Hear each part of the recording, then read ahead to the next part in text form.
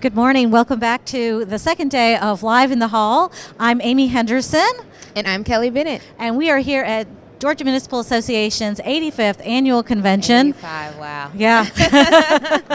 It's a long time. Right. And we're here in the exhibit hall, which is full this year. It is full up. Yeah, I had an opportunity this morning to walk around a little bit, and one of the places that I stopped is we have a local government risk management agency that helps cities that are in our insurance and workers' comp programs to manage risk and learn, be safe and do all these fun things. And I did the officer shooter simulation. Oh, thing. they have that? Yeah. Can we add that to our list? Like, I need to go. I need to go today. Let me just say, I'm literally dead right now. Oh wow! Okay, I got killed. I got killed in my situation. So, okay, no, we'll never be a police officer, as if that was ever an option. But there's so many great things out here on the exhibit floor. So many great companies, and just and walking around, it was so great to see people that we see year after year, and just have made family. Some new folks. Yeah, definitely. So.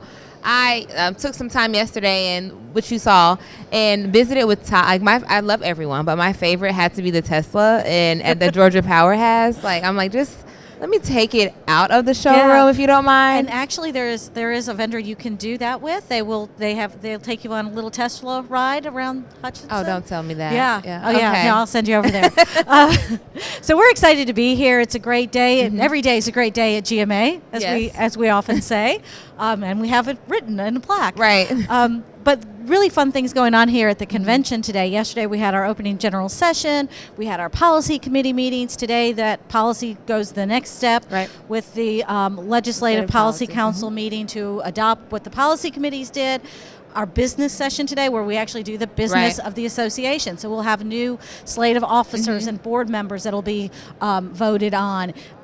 So just another really busy day here. And then of course the fun part is the training ceremony that's going to happen. That'll be nice. Yeah, we have a really robust training program here that I think we're all very proud of, and our members love the training classes. And they've expanded. We've added so many, and so today those folks that have taken X number of hours are getting their awards. So that'll be a lot of fun. And then, and this is the second year we've done this training ceremony, and literally, they kept saying, "Oh, we're rolling out the red carpet." I got there last year, and I was like, "Oh wow, there is a red carpet." So I think it's awesome. We're all fancy, right? It's very fancy. I want to get a training certificate, so I'm excited for that. It takes a lot of hours and dedication, and it's not surprising when you look at the makeup of our elected officials.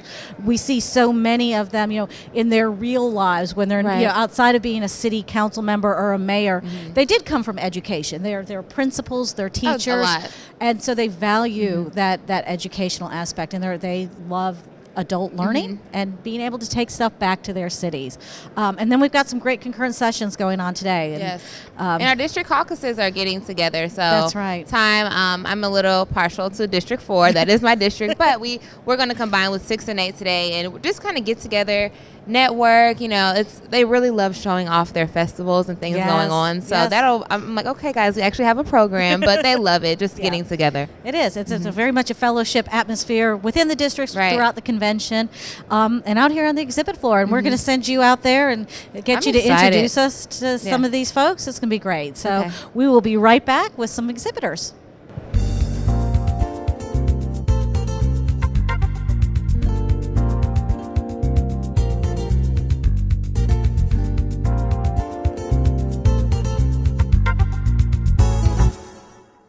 We are here with Jason Moore with A1 Signs. Good morning, Jason. How are you doing today? Doing great. How are you doing? I am great, bright and early. So let's hear a little bit more about A1 Signs and what services you offer our cities. Okay. Well, A1 Signs is starting its 41st year in business. Wow, congratulations. And we are in Norcross, Georgia. And I live in Duluth, Georgia for 32 years. I was actually on city council in Duluth for 8 years back in the 90s. And we have always done work for municipalities through our history.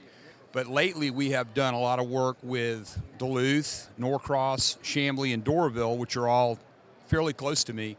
We've done some really nice city identification programs. With Duluth, we worked on them they have a joint partnership with a Red Clay Theater, and we designed a retro throwback sign with light bulbs and electronic message center. and it really looks good. And I really like what Duluth's doing. It's called Suburban Cool, and we got a style. They want to promote, business. They have some brew pub. They have a brew pub in downtown. They have a barbecue, Dreamland Barbecue, which I did the signs for. So I've just worked with them to, make the city look better, make the city look cool. Yes. Urban cool, is that okay? Suburban cool. Sorry, suburban cool. Suburban cool. Gotcha. With Doorville, we did some entryway signs out of stone and aluminum letters, welcome to City of Doorville. For Chamblee, we've done park signs, kind of a continuation of what they've done. For Norcross, we've helped them with 2 gateway signs that lead into the city involving stonework, and we handle everything. We can do everything from the sign to the construction of the stonework, and so we're really full service. We also design. We offer a design service, so we can take your logo, the city's logo, or whatever, and put that into a pretty form in a sign in the format of a sign. We're also working with Gateway 85, which is a community improvement district. Okay. And there's community improvement districts all over the state, and I'm sure the country, but they always have branding programs, announcing that you're entering that area. And so we're really excited about that. But to answer your question, I guess the first is we really see a need to make ourselves available to cities, counties, CIDs, and we feel like we have a lot to offer in our fabrication abilities, the types of signage we offer, our ideas because of our experience. So, that's a little bit of what you do. It's awesome. So it's kind of like sounds like a one-stop shop and really helping with that placemaking and branding that cities are really looking for nowadays. Now, I know there are a lot of companies. You may have some competitors in the state, in the region. What kind of sets A1 Signs apart? What sets us apart is our customer service and our product. We do what we say. We tell you we're going to have a project done at a certain period of time. We'll get it done. We build a very high quality product, and we sell only the best materials. We do a lot of electronic signs, which is really a new thing for cities because it's just such a way to communicate with the citizenry and let them know what's going on, let them know about special events, just everyday things. They can even do the emergency notifications can be programmed in there. They can control the sign, over online, so from anywhere.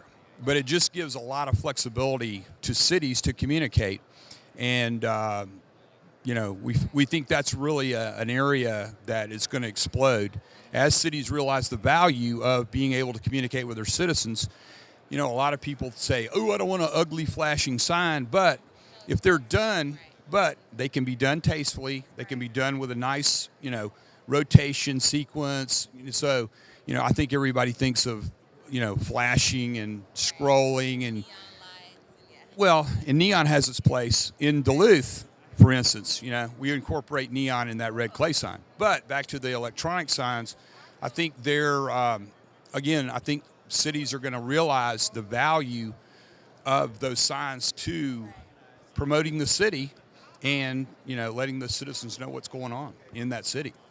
Perfect. This is great. I'm already fascinated. I want to kind of go and look at every sign you have. Now, where can our members find you today and then in the future? Well, our website is a1signs.com, and excuse me, we're on social media. We have Facebook page and some other stuff. And the other way is to call me. 770-851-2283 is my cell number. And Jason Moore, A1 Signs, as you know, website, my email, jkm@a1signs.com. So we'd love to talk with you, meet you, whatever we need to do to help you figure out what you want to do as far as signage goes.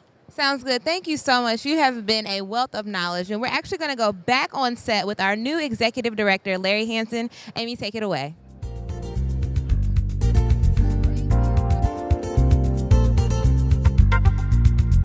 I'm Amy Henderson with GMA, and I'm joined now by Larry Hansen, who is our new executive director. I would say in a long line, but it's not. In 85 years as an association, we've only had really a handful of executive directors, and you are the latest. I'm not going to say greatest yet. The jury's no. I am number 6. Number 6. And this is, you've been around GMA for a number of years. For 20 plus years, you were with the City of Valdosta. You were very involved with GMA, particularly with the legislative work that GMA does. But this is your first time being at the GMA convention as executive director. How is it different for you this year? Well, it certainly is different, and you are correct. For 22 years, I believe I attended this conference as a delegate, and it's certainly different on the outside than it is on the inside. But one thing immediately you have is an appreciation for all the staff who do so much. There's so much time and effort that goes into planning this. We've got over 2,200 city officials here.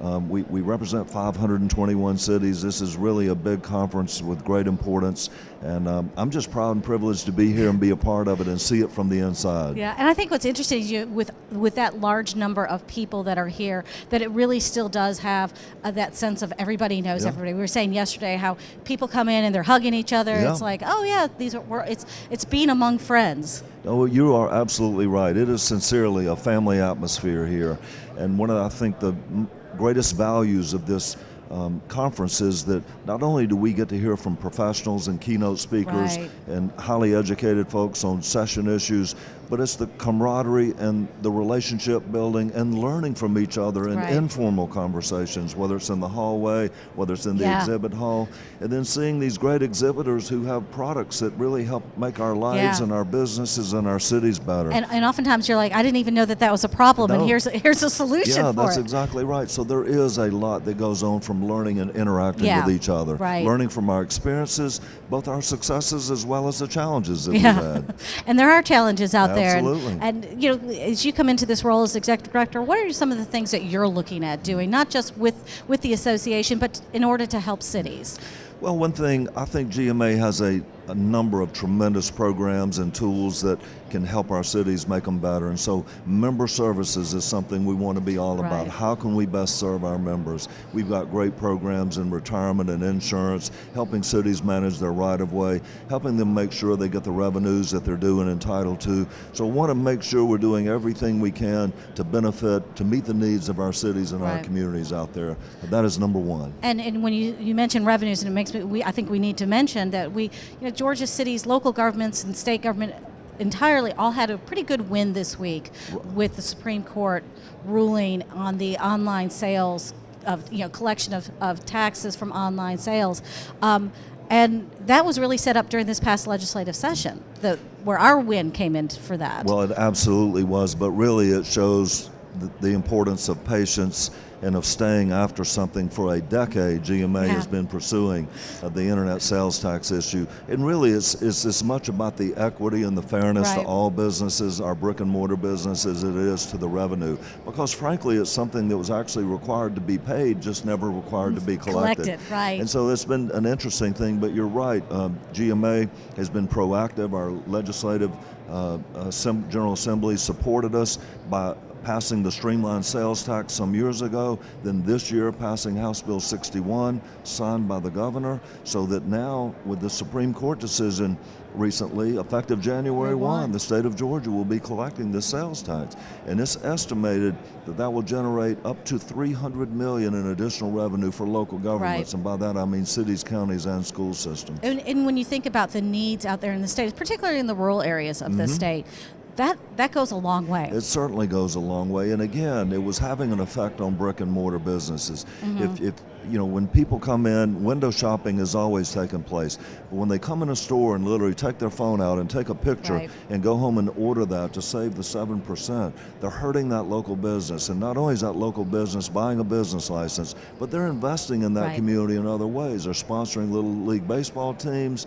They're supporting their local government in so many ways. And we were beginning to see see that diminished. Right. And so I think we were able to tell some of important. those great stories this past legislative session with, a bicycle shop owner up in Rome who, had that situation where people would come in, they'd test drive the bikes, they'd take pictures of it, and then they'd leave and go buy it online. That's exactly right. So this levels the playing field, and it helps us make sure we can meet the needs of our communities and police and fire and all the other important services by having the revenue that should have been collected all along. So I'm going to maybe throw you a little curveball here, but you have been very involved in the whole issue of broadband. And of course that was a big issue during the session this past year, the year before, and probably next year as well. But we made a commitment to work on this. So what's been going on with that? Well, a year ago, GMA had nominated me to serve on the Federal Communications Commission Broadband Deployment Advisory Committee, BDAC as we're calling it. And so I spent a year working with 29 others, a group of 30 appointed by the chairman of the FCC on this issue. And we've actually now developed a model code for municipalities. And so now we're trying to adapt that to Georgia. In the legislative session, we did have a battle on small cells. Ultimately, the General Assembly did not take any action. But they also communicated to us they had an expectation that we would all try and work together and develop something.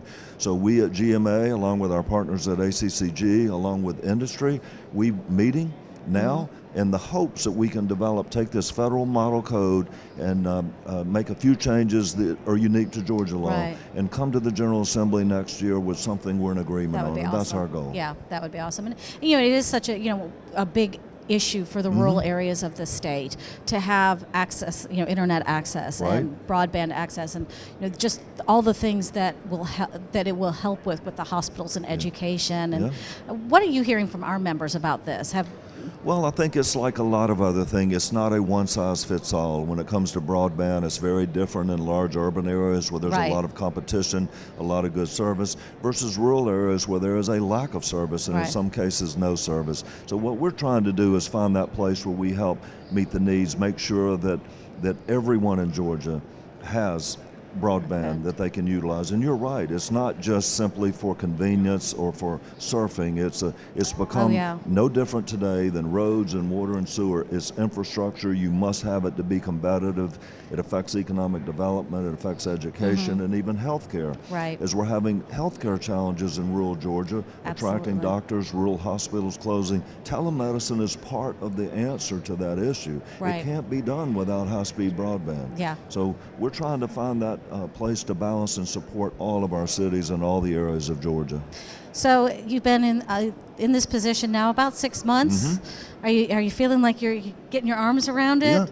Yeah, that's a good description of it. It does take a period of time from being overwhelmed and a little intimidated to slowly, as you make your way through each thing one time, then you get a comfort level and you listen. I believe it's very important to listen to your members and listen to your staff and get your arms around that issue and now really plan a path forward. And it really is an exciting opportunity. I'm very excited, very honored to have this We're excited opportunity. to have you there too, and I hope you're enjoying convention. I am enjoying it. That it's just as fun on this side as it was on the other. It really is. It looks a little different, but it is enjoyable. It's just sort of a different kind of pressure of worrying and making sure everything's going well. Well, great. But it is, and we're all thankful to be in Savannah. They're always a great host. Oh, absolutely. We're here in this exhibit hall with so many friends that are supporting our cities, and just to be with all the city delegates from all across the state, it's a real blessing. It is. It is kind of that family reunion, business meeting, all wrapped up in one. It is all wrapped up in one. Well, we're glad you're here, and thank you for joining us this morning. Thank you very much, Amy. And we're now going to go to Kelly with Bill Wells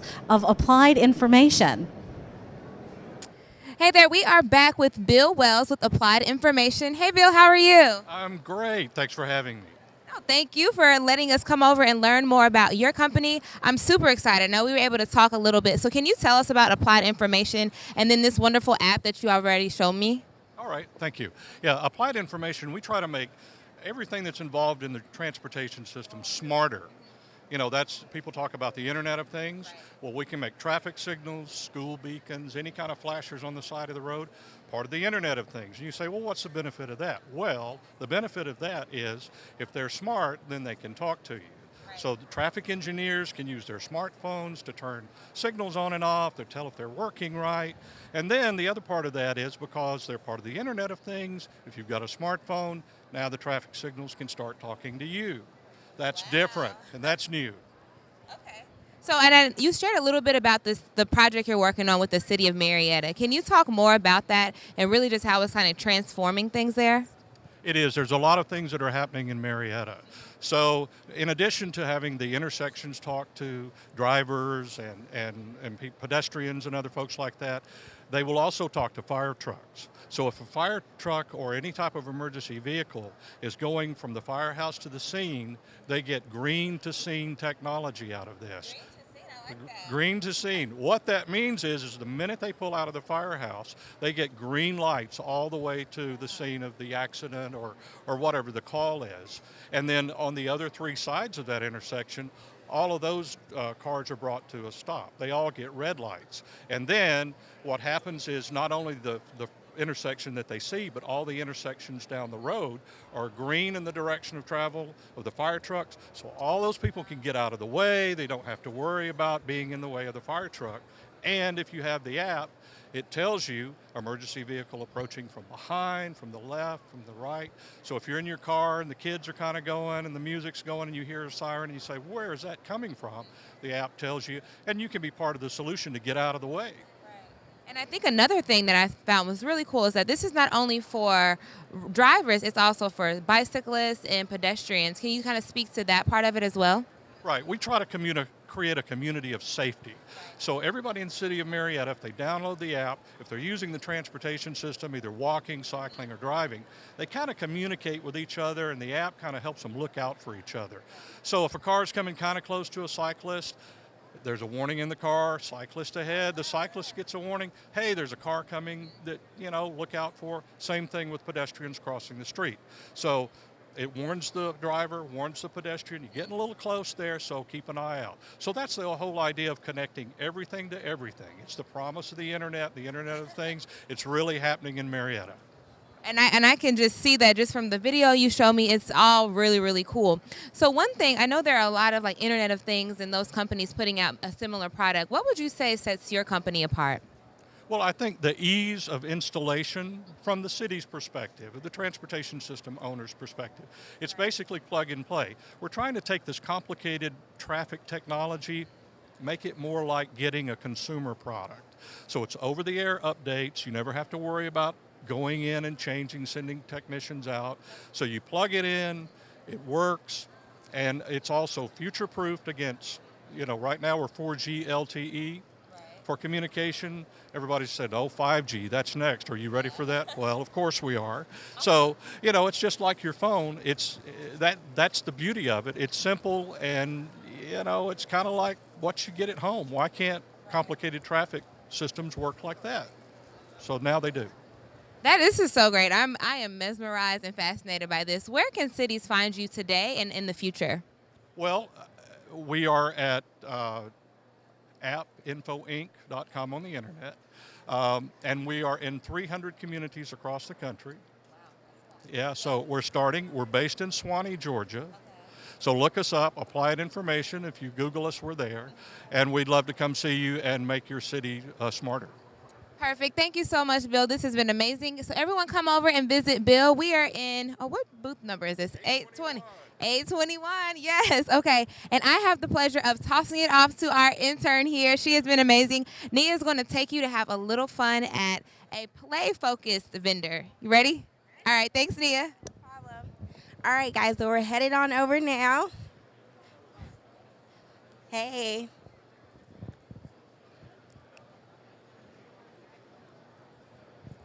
I think I see them down here at the end.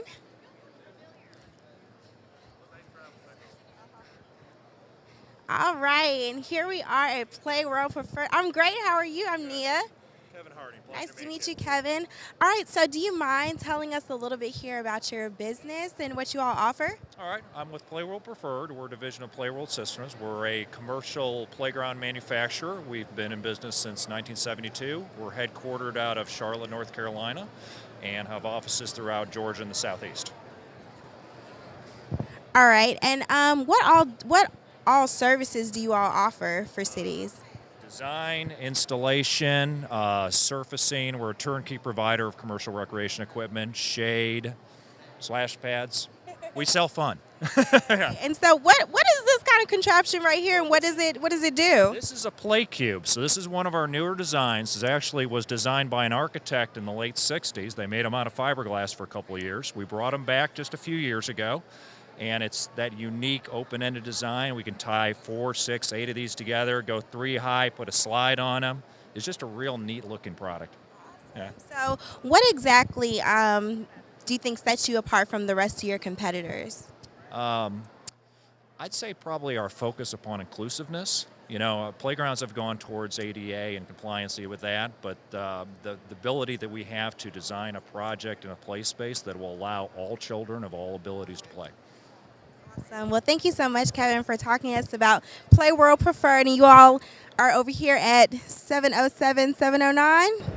All right, we'll come and check them out. And we're going back to Amy on set.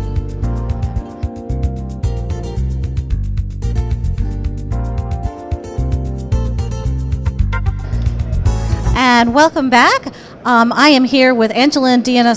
I'm going to say it again. Diana Santos. Diani Santos. Okay, that's such a great name too. Thank you. With the Department of Behavioral Health and Human Developmental Disabilities. And I appreciate you being here. You guys have a booth here in our exhibit hall to share with the services that the department has with city officials, because oftentimes city officials, they have this little realm and they don't know what resources are available to them. So we appreciate you guys being here, along with some other state agencies as well that have resources that are available to cities. And before we get too far into this, will you share a little bit about what the department does? Yes, thank you so much, Amy, for having us here. We're really happy to be a part again of this wonderful convention at GMA in Savannah. The Georgia Department of Behavioral Health and Developmental Disabilities, or DBHDD, we serve as the public safety net for people with substance use disorders, mental illnesses, or intellectual and developmental disabilities. Gotcha. And what that means is we primarily serve people who are on Medicaid or don't have insurance or don't have a lot of means to pay for resources elsewise. So we have a network of 500 or 600 community providers that we contract with. We also operate 5 state hospitals, and all total we serve around 170,000 Georgians every year. And our members are very familiar with the state hospitals because of the Mayor's Motorcade that we do every year around Christmas, gathering items to take to the clients of the state hospital and celebrating the holidays with them there as well. So, so they're familiar with that aspect of what your department does. And one of the things that I think everybody has been struggling with is the whole opioid crisis that our state and across the nation is really facing. And I know there's a lot of agencies that are been involved in this, from the CDC, your department. Just so many. It touches on so many different aspects of society. And as an association last year, we had a couple seminars that we did and had members of your organization that participated in that, to let our cities talk about it and know what resources there are from both because it's a public safety thing and it's a public health issue. So we talked about it from those sides.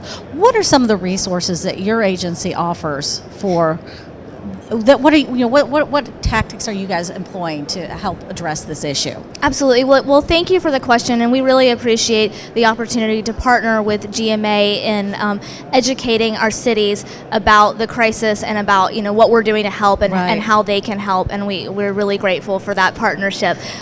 So DBHDD is the opioid authority for the state of Georgia, and there are many partners working collaboratively on this opioid crisis. From the local level, our cities, we have many state partners. I probably get in trouble if I start to name them because there's so many, but the Department of Public Health and the Attorney General's office are two that really come to mind. Attorney General Chris Carr has convened a statewide opioid task force that we participate on. But we are charged with prevention, treatment, and recovery for opioid use disorder.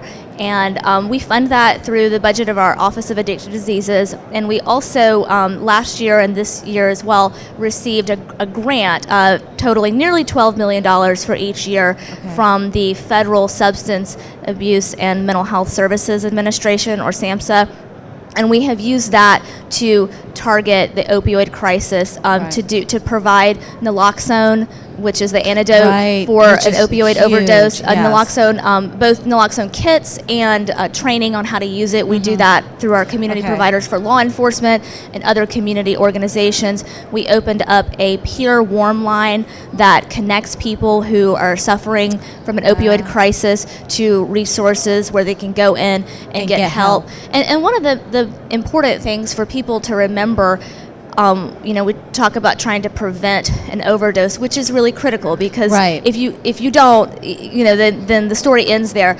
But really, once you have prevented a death, that's just the beginning, because that's what the do first you do step towards recovery? Hopefully. Yes. What do you do to keep somebody from going back there again? And if you don't get them into treatment and services, they'll end up there again. So that's something that our department is really focused on, is engaging people after that event. Right. Oh, that's awesome.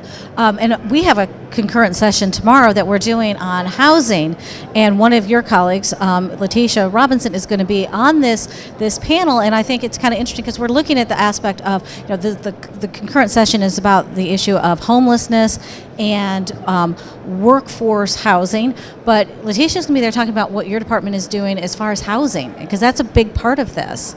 So can you talk a little bit about that program? Sure, certainly. Well, Letitia Robinson is our Director of Supported Housing, and Supported Housing is a wonderful program through our Office of Adult Mental Health. Really looking at the belief that if somebody has a mental illness and they don't have a stable and safe place to live, it's really hard to engage them and retain them in treatment services that will help them recover. So Letitia is going to talk about a number of services that we offer as part of supported housing, from crisis respite apartments, which offer a brief period of stay to help somebody, really stabilize before they can transition into a more longer term arrangement. We have, I believe, 1,600 residential beds that we operate, that our providers operate. And then she's also going to talk about a really great program that we fund called the Georgia Housing Voucher Program, which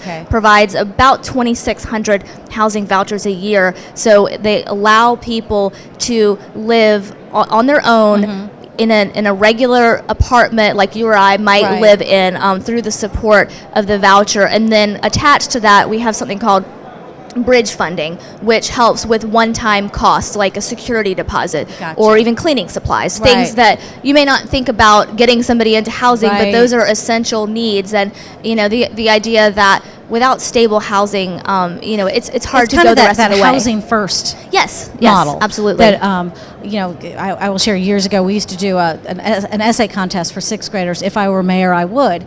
And every sixth grader wrote, and we got 6,000 essays each year. And I swear every single one of them said that I would, if I were mayor, I would give people who need houses homes. And it turns out that actually is the cure, is housing first. Is that you can, if you know where people are, you can help them then with the resources they need to get their lives back together. And to hear the success stories about what it means to somebody who hasn't had a stable and safe and clean place to live for years, and just the self-worth that they feel and the pride that they take in having a place that they can call their own, that they know that every night they can come home to, and every day they wake up somewhere that's warm and clean and safe, and it's theirs. And it is just really tremendous in helping people in their recovery. And it's just great that you mentioned that, because it really is all about the people that, everybody, we're all trying to serve, our cities are trying to serve, that your department is trying to serve. It comes back to the people. And I think one of the things that really struck me when we were doing these opioid seminars was how many people have personal stories that where this crisis has affected them. It's affected their families, their workplace. It seems like everybody knows somebody who.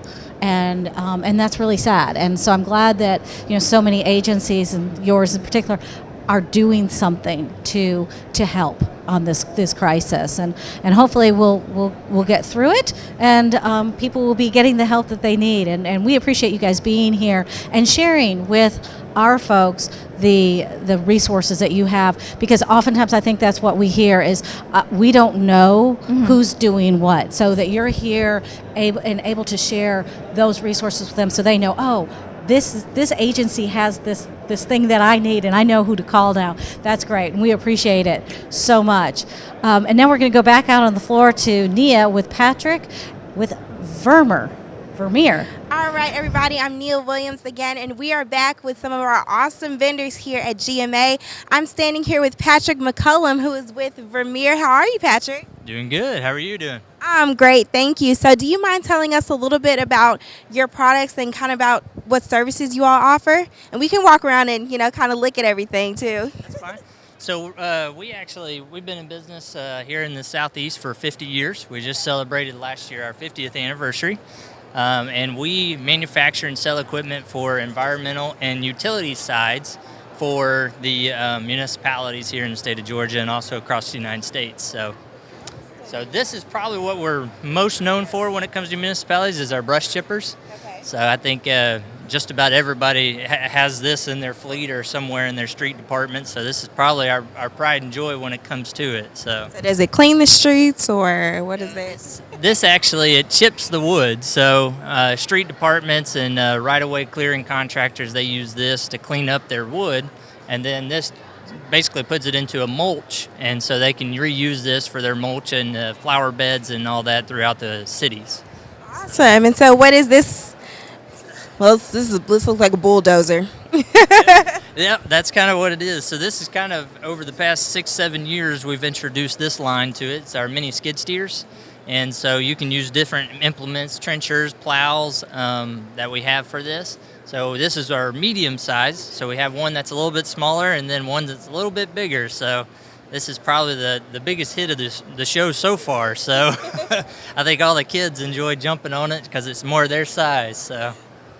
Awesome. Well, what exactly sets you apart from some of your competitors, Patrick? So we are locally owned. So we have been here, like I said, for over 50 years. We've been in business, and we cover the Georgia, Florida, and Alabama areas. And so, and honestly, it's our team. So we pride ourselves. We make good equipment, and we follow it up on the backside. But honestly, the people that be able to back us up here at our local dealerships across the Southeast. So that's pretty much what sets us apart. So. Awesome. Well, thank you so much, Patrick, for talking to us about Vermeer and what you all offer here. Really appreciate it. Thank you very much for having me. All right, everybody. Well, we're headed to our next amazing vendor to check them out. Hey. So we're headed over here to Shaw Hankins. Hey there, how are you? I'm Nia Williams. Nice to meet you. I recognize you. You're famous. Well, working my way up. Yep. So, Mr. Parnick, do you mind talking to us about Shaw Hankins and what services you all offer? Well, Shaw Hankins is a benefits consultant. We're regional, so we have offices all across the state of Georgia, which I think is advantageous for our GMA members because we're close if they have a claim issue or were to need some help with a billing issue. So we have offices in let me go across Albany and Savannah and Marietta and Cartersville. I'm probably missing one, but we're close, and we can work hand in hand with the GMA and with the city that we're working with. Awesome. And so what exactly sets you all apart from some of your competitors, you would say? Well, I think because we're independent, number one, but we're largest independent. We have 53 employees in all the offices, so we can bring together the option of a small independent company. But we also partner with a company called National Financial Partners, so we are actually then the fourth largest in the United States. So you get the independents, like with GMA, you have your small cities that are independent, but because your partnership with GMA, it gives benefit to the cities because of what you can bring to the table. So we do the same thing. I don't know if we borrowed it from the GMA, but it sounds pretty good, doesn't it? It does. Well, thank you so much, Mr. Parnick. All right, well, everybody, make sure you come check out Shaw Hankins over here at 849. All right, and Amy, we're going to head back to you on set.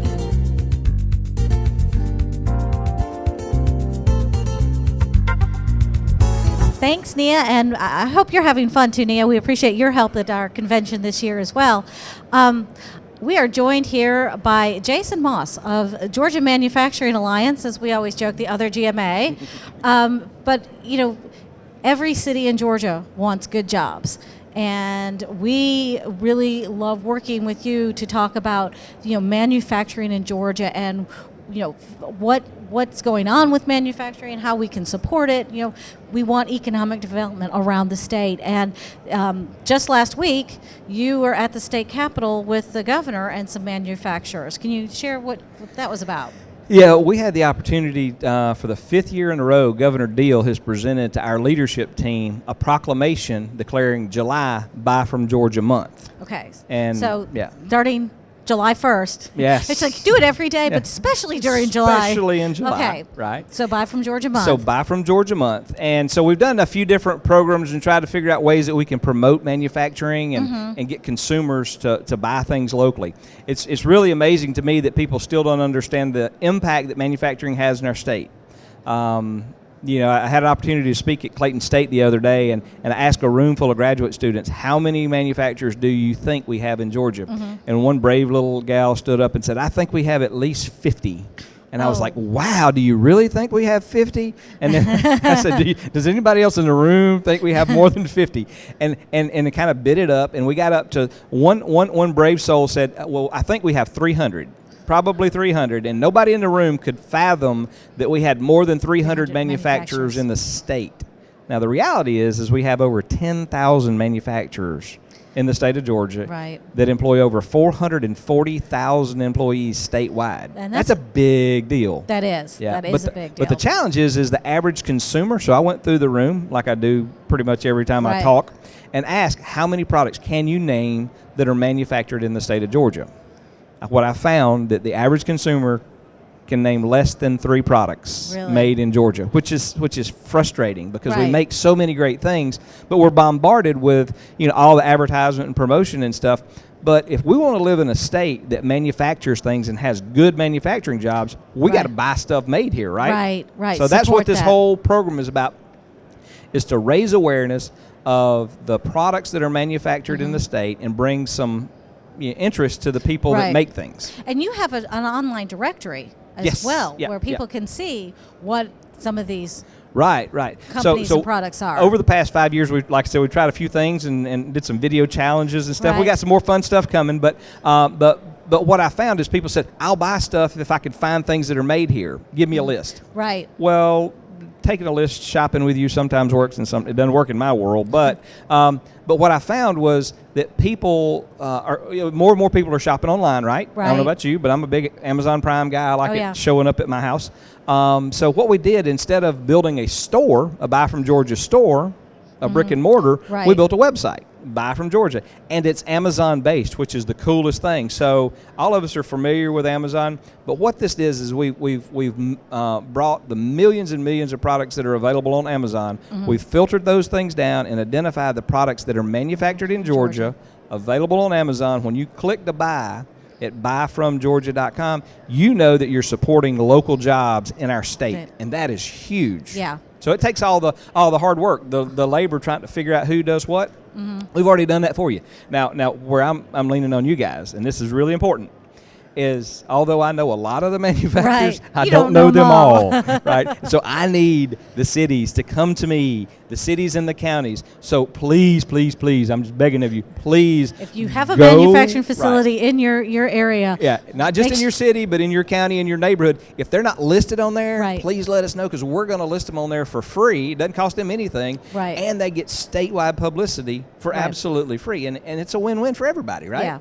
Yeah, and so you've got an exciting tour coming up, and one of the things that you do take people, other manufacturers, community leaders, on tours of some of these manufacturing plants, where they can see some of the important things that that manufacturers are doing. As far as particularly, to me, it's always impressive to see what they're doing with workplace safety. Right. Right. And I know that's key for a manufacturer because that's a big deal. Yeah, that big sign that says "Days Without Injuries" that means something. Yeah, we like lights and numbers on that board. Right. Yeah. Right. So, but you've got a big tour coming up. Yeah. So our organization, I run the Georgia Manufacturing Alliance, and year-round, what we do is we take industry professionals in to see world-class manufacturing and see it in action, so that they can take ideas and concepts back to their facilities. They can see world-class manufacturing in process, take best of class, best practices, and put them in place back at their facility. Right. But the month of July is really neat because we open that up to the general consumer.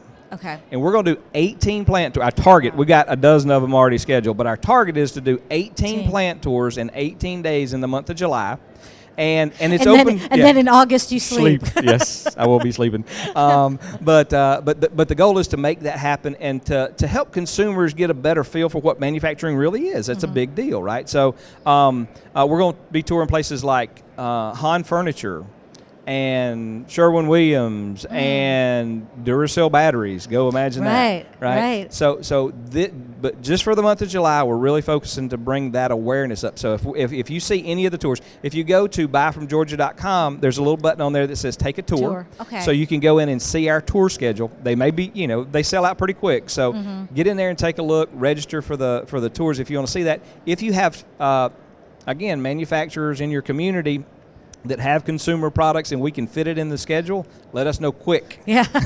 So we can get it on the radar. Get that done. But also we want to make sure that our city leaders, as we go do these tours around the state, we want you guys to come hang out with us, right? We want your representation so that if you probably are already connected to the folks in the community, but we want you to be better connected, and we want to give you guys some publicity and press. Well, and one of the things that our cities do on a regular, a lot of cities do, are these city government 101 type classes where they invite, they have the public that comes in and learns about city government. So they see the value in kind of opening the doors and saying, this is how we operate. And I think this is a similar thing. It's manufacturers saying to cities and consumers, this is how we operate. These are the things you need to know about our business. Right. And these are the things that we need. We need workforce. We need people that are qualified, that'll show up every day and pass a drug test and all of those things, right?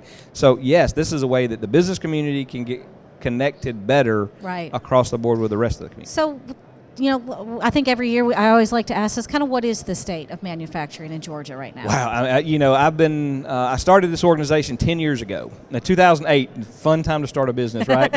Yeah.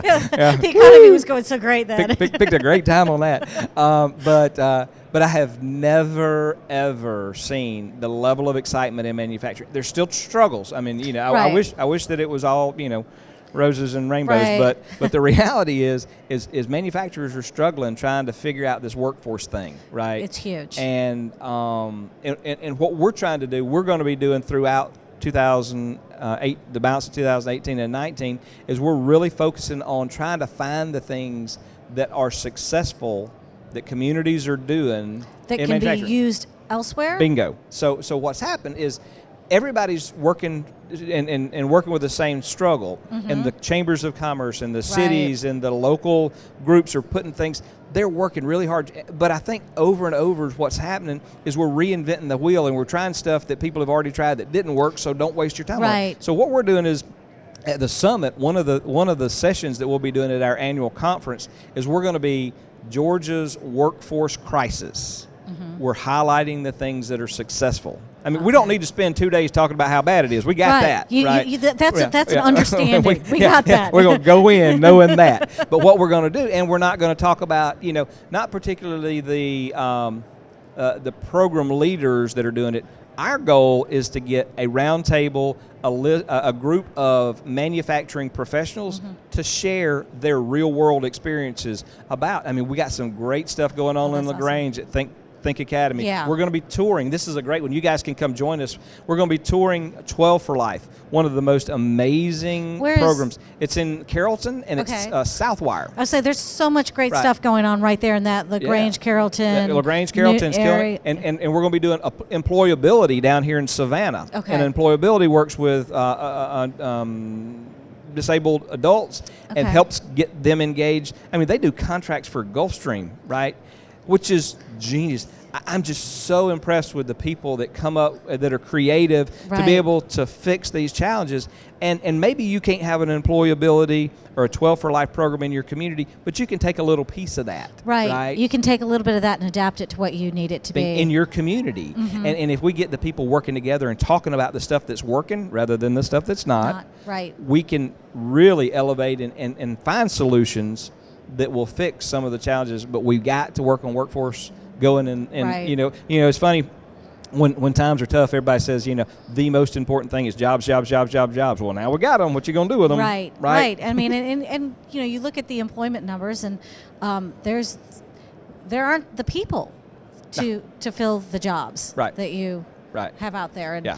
and I know, a lot of the manufacturers been working with the technical colleges Yes. and doing. Those guys are working hard yeah. trying to figure it out. Right. Right. And intern programs and apprentices and all. And I think that's interesting that apprenticeships are kind of coming back as a thing, because they went away for a while. I think they were, maybe it was like they're too expensive a proposition. But now when you have this really tight labor market and you need the people and you need them ready to work, Right. it seems to be the thing that's coming back around. Mhm. So that's a big issue, and we're trying to identify the things that are working and highlight the people that are making it happen. But from a manufacturer's vantage point, Right. as a manufacturer, what can I do, Right. and what are you doing that's working? Right. And if we can get the business community, the educational community, and the support communities around Yeah. the state working together, because it's like we're all pulling on the same rope. We're pulling on different strings at different times, and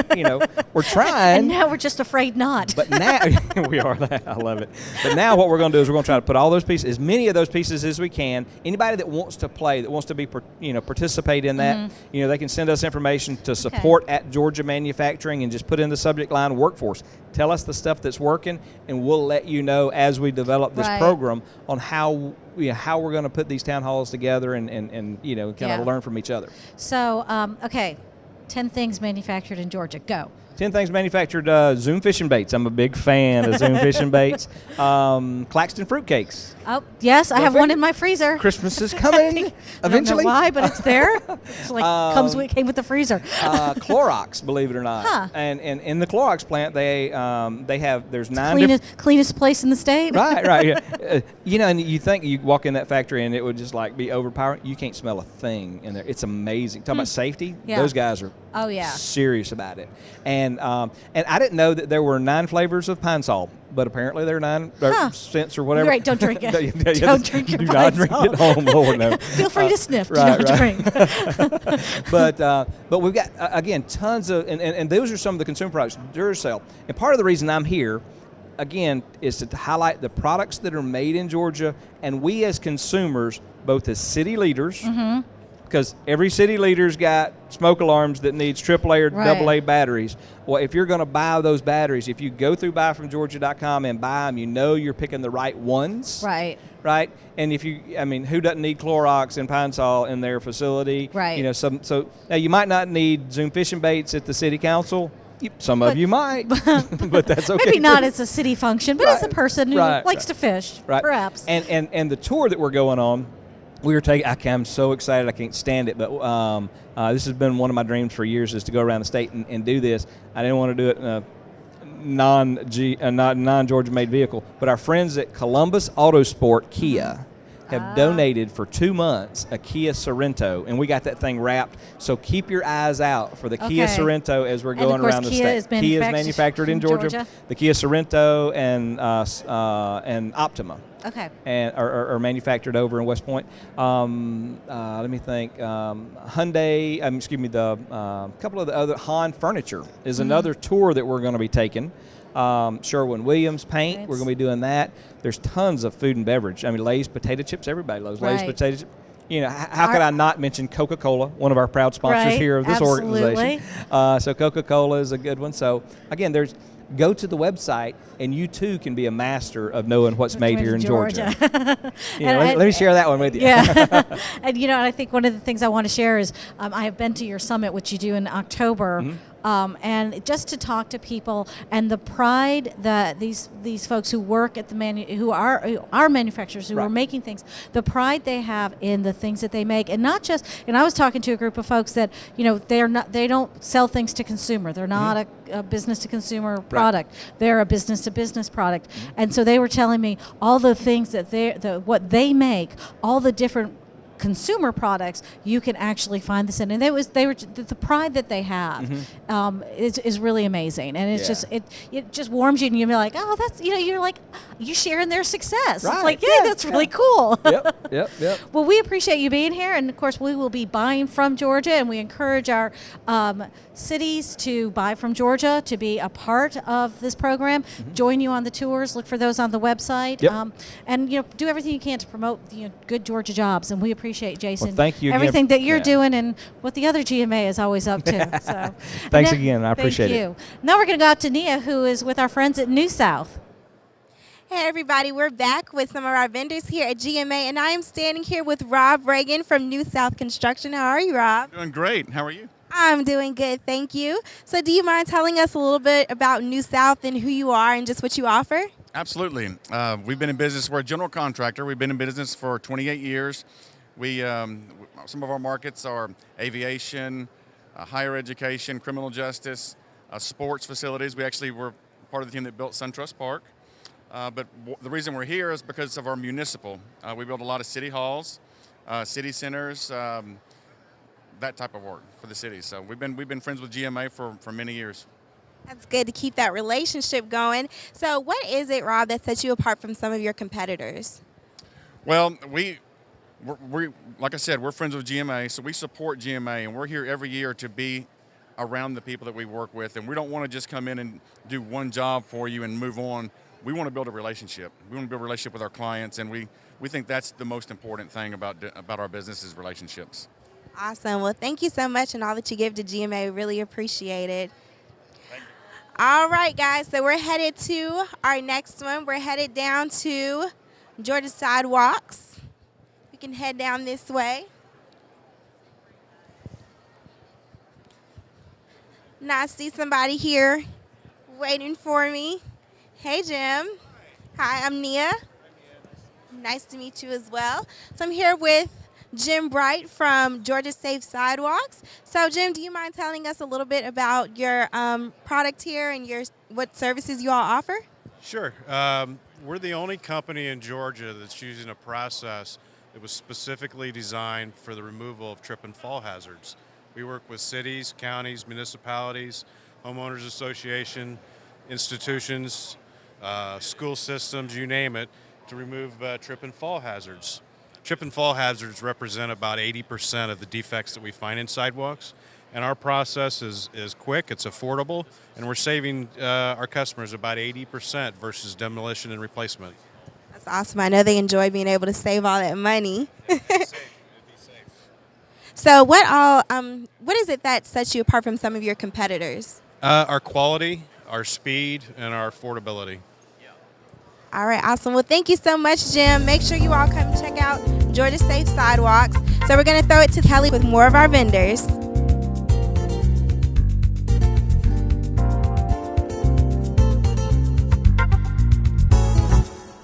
Hey there, we are here with Todd with Techline Sports Lighting. Hey Todd, how are you doing this morning? Just fine. How are you?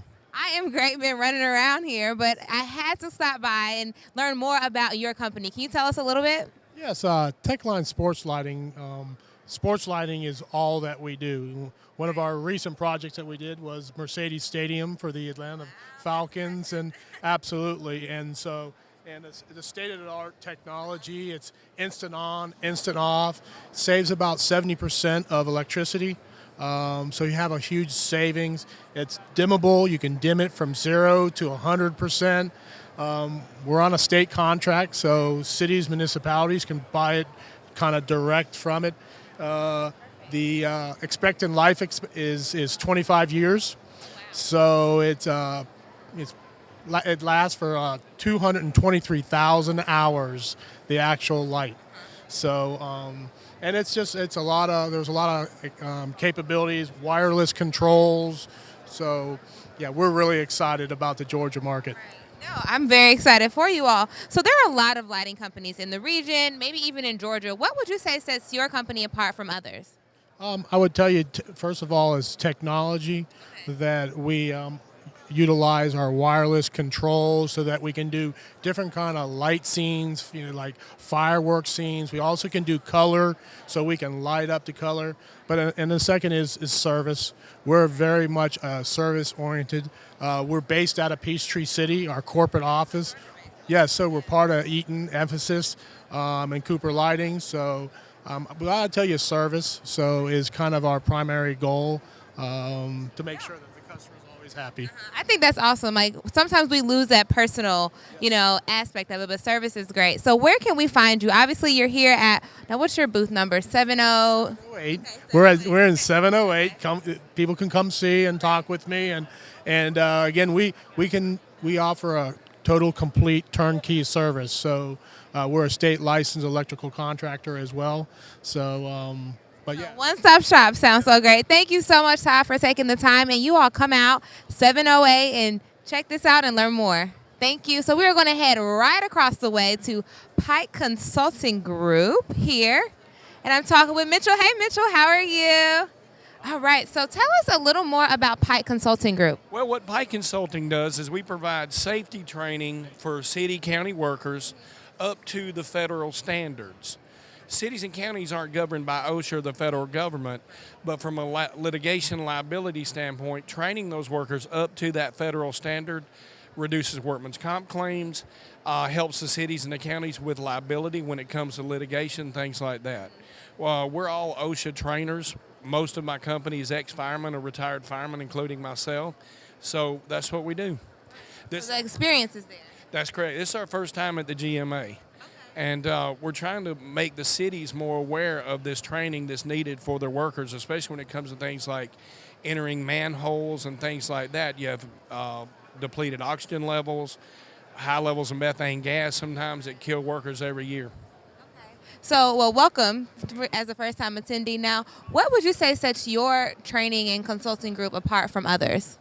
Well, I think all my trainers are ex-firemen or retired firemen, so being on that rescue recovery side of things really helps us have more of a passion and an understanding for the need to train these workers to make them safe. What we find is it's not typically that the worker does not want to be safe. They don't know what's going to hurt them and what's not until we make them aware of that. So that's what we do. We try to go in and make them aware. We do what's called a hazard analysis. And then after that, we decide what level of training they need or what areas of training, and we train them to the federal standards. Perfect. So awareness seems definitely to be key. So I want to thank you so much. Where can people find you online, any type of social media? They can find us at pikegroup.net.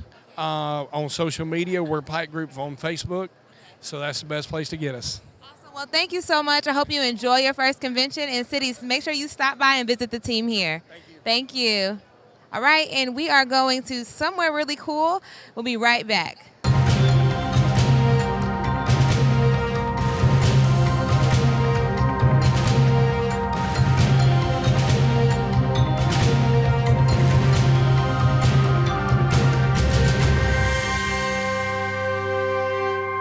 All right, we are here with Charles Walsden with the Georgia Association of Fire Chiefs, and we had to stop here because I know a lot about the organization, but I want you all to learn a little more. Hey, Charles, how are you? Good. How you doing? Good. So tell us a little bit more about the association.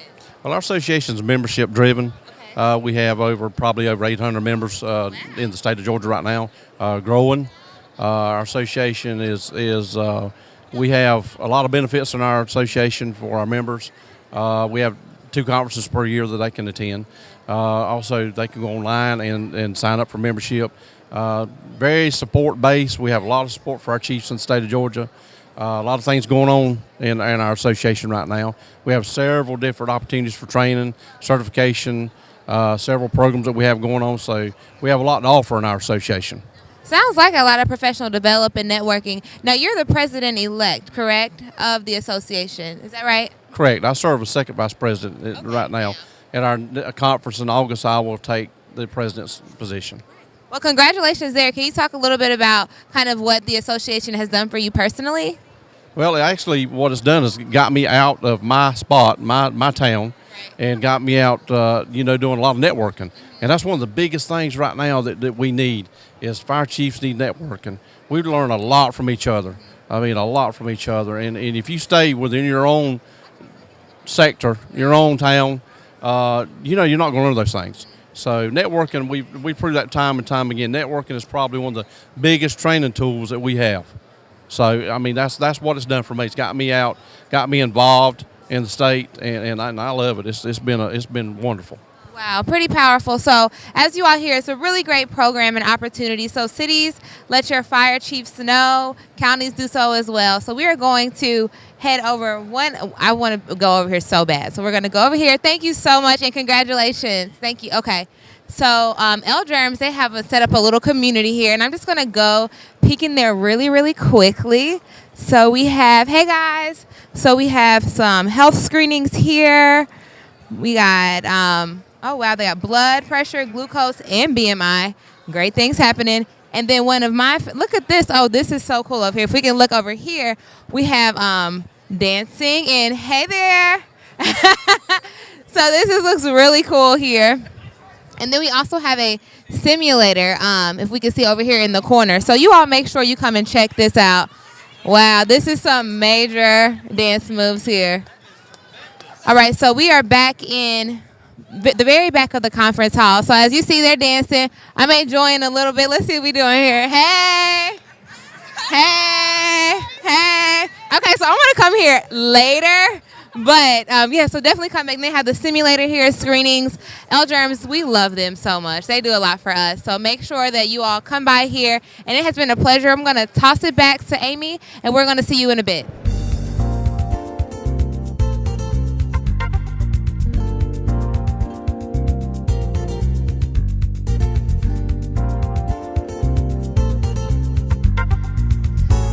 Ladies, welcome back to the set here, live in the hall. hall. Gosh, Kelly, today was fun. Great dance moves. Thank you. She's getting it.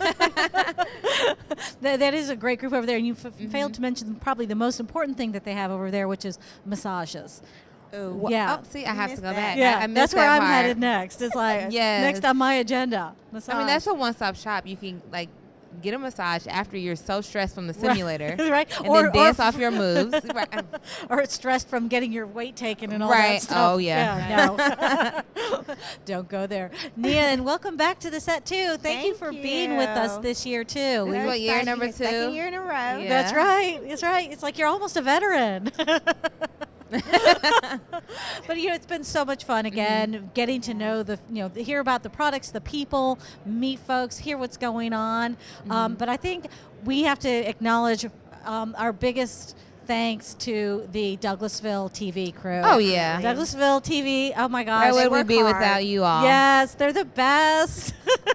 Every year. Big round of applause. Imagine 3 chickens with their head cut off. That would be us without them. And they're the ones hurting us. Come this way. Literally hurting. Literally. But we appreciate all of you being here as well. We're headed off to another great day at GMA. We've got some sessions coming up. And another busy day. So I'm ready. This gave me the energy I need. Yes. Now I'm like, oh my gosh, let's go. We feed off the energy. And we need it. I will say for staff, convention is, a series of 12, 14-hour days. Yes, and yes. It's getting towards the end. Everybody's probably kind of crashing. Yeah, ready to go no, home. you don't stop. That's my key is keep moving. Right. If you sit still too long. Anyone say you need a rest? Nope, no rest. We're good. We're good. But we appreciate everybody being here with us. We appreciate the vendors and our members always, every day. And wishing you guys a great day as well.